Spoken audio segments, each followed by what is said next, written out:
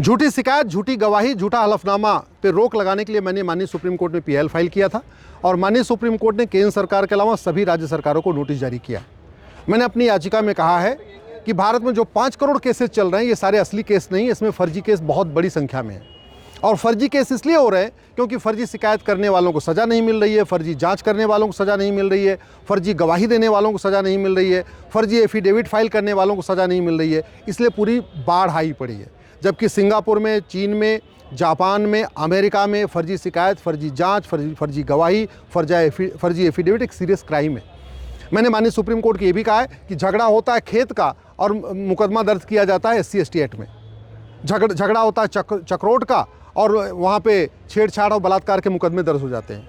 पति पत्नी में झगड़ा होता है और सास ससुर, नंद नंदोई और जेठ जेठानी सबको जो है दहेज के केस में फंसा दिया जाता है, सबको जेल भिजवा दिया जाता है। इस पर रोक लगाना ज़रूरी है। प्रतिवर्ष लगभग 2 लाख लोग फर्जी शिकायत, फर्जी जांच, फर्जी गवाही से परेशान होकर आत्महत्या कर रहे हैं। ये मुकदमों की जो तारीख पे तारीख इतनी लंबी इसलिए चल रही है क्योंकि हमने फर्जीवाड़े को रोकने के लिए कोई कदम नहीं उठाया है। इसलिए सबसे पहले प्रत्येक पुलिस स्टेशन पे एक डिस्प्ले बोर्ड लगाया जाए। उस डिस्प्ले बोर्ड में बहुत साफ साफ लिखा होना चाहिए, फर्जी शिकायत करना गंभीर अपराध है, पकड़े जाने पे 5 साल की सज़ा होगी। फर्जी जांच करना अपराध है, उसमें 5 साल की सज़ा है। फर्जी गवाही देना भी अपराध है, 5 साल की सज़ा है। फर्जी एफिडेविट फाइल करना भी सज़ा है, उसमें भी 5 साल की सज़ा है। ऐसा डिस्प्ले बोर्ड प्रत्येक थाने में लगाया जाए, तहसील में लगाया जाए, कचहरी में लगाया जाए, हाई कोर्ट के कैंपस में लगाया जाए।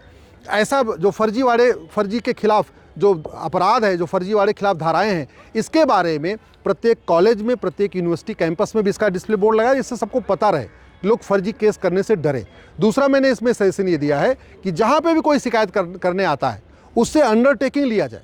जैसे कोई थाने पे अगर शिकायत करने आए तो एप्लीकेशन लिखता है, थाने सेवा में थानाध्यक्ष महोदय सो एंड सो अपनी शिकायत लिख देता है।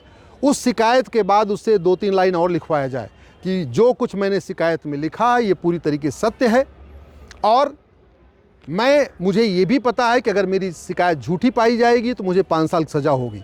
जैसे ही वो अंडरटेकिंग लिया जाएगा, फर्जी शिकायत करने वाले थाने से खुद ही भाग जाएंगे, वहाँ शिकायत नहीं दर्ज करेंगे। जैसे कोई गवाही देने आता है, अगर उसी तुरंत एफिडेविट ले लिया जाए कि मुझे पता है कि फर्जी गवाही देने पे 5 साल सज़ा होती है, लोग फर्जी गवाही देना बंद कर देंगे।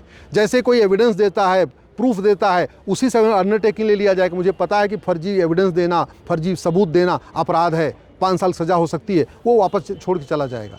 जैसे कोई एफिडेविट देता है, अगर वहीं उससे ले लिया जाए कि मुझे पता है कि फर्जी एफिडेविट फाइल करने पे 5 साल की सज़ा हो सकती है, लोग फर्जी एफिडेविट फाइल नहीं करेंगे। और जिस दिन भारत में ये फर्जीवाड़ा रुक जाएगा, भारत में वापस फिर से सतयुग आ सकता है।